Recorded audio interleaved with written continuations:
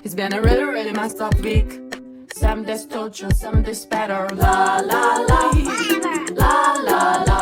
Assalamualaikum warahmatullahi wabarakatuh. Hai semuanya, perkenalkan nama saya Aura Suci Ramadhani dengan NIM 2248201034 dari kelas 6A Farmasi dengan dosen pengampu Bapak Hari Ade Saputra MSc. Di sini saya akan mempresentasikan nutraceutical, pengantar kerusakan bahan pangan dan cara pencegahannya. Cikidot.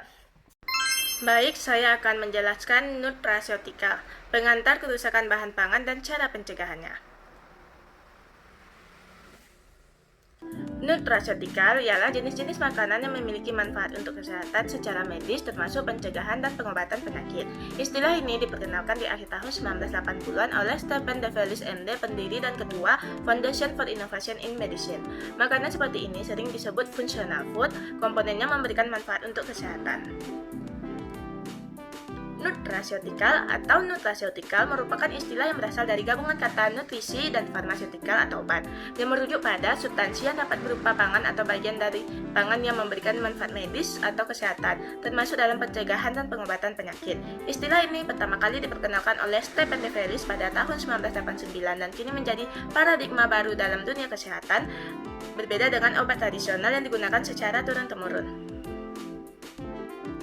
Nutraceutical era postgenomik. Hasil penelitian membuktikan bahwa buah-buahan dan sayur-sayuran dapat melindungi tubuh dari penyakit kanker dan kardiovaskuler karena mengandung antioksidan beta-karotin dan asam askorbat. Genomika fungsional sangat membantu dalam penelitian nutraceutical dalam menjabarkan profil ekspresi gen secara global yang diinduksi oleh zat kimia dalam makanan sehingga memberikan gambaran mekanisme zat tersebut. Fitokimia. Fitokimia merupakan bahan kimia kompleks yang ditemukan di dalam tanaman, terutama buah-buahan dan sayur-sayuran. Fitokimia memiliki khasiat antioksidan, cenderung berwarna terang karena mengandung chromophore, yakni sejumlah karbon single bonded dan double bonded yang saling bertukar-tukar. Chromophore adalah suatu gugus yang tidak terhubung dengan gugus lain yang menampakkan spektrum absorpsi karakteristik pada daerah sinar UV sinar tampak. Fitokimia karotenoid. Karotenoid membuat jagung menjadi kuning, wortel jingga kemerahan, dan tomat berwarna merah. Hanya beberapa karoten yang bisa diubah menjadi vitamin A. Karoten dapat melindungi dari kanker hati dan kanker paru-paru. Alpha karoten. Beta karoten dapat diubah menjadi vitamin A, retinol oleh tubuh untuk kesehatan mata, sistem imun, kulit, dan selaput lendir.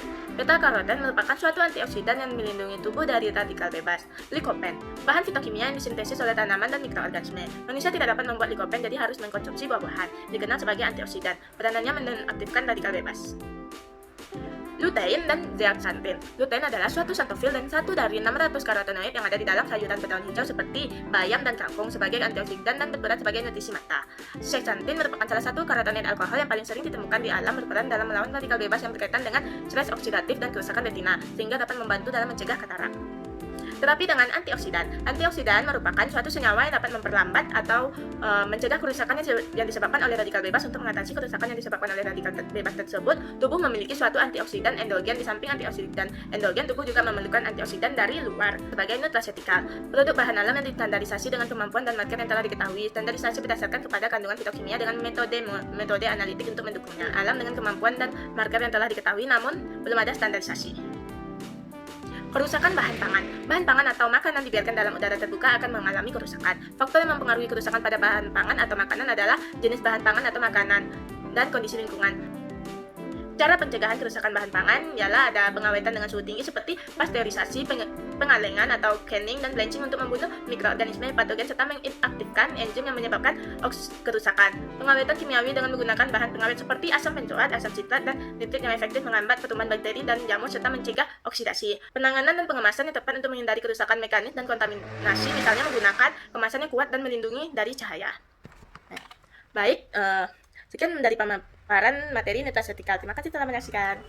Bye, thanks for watching.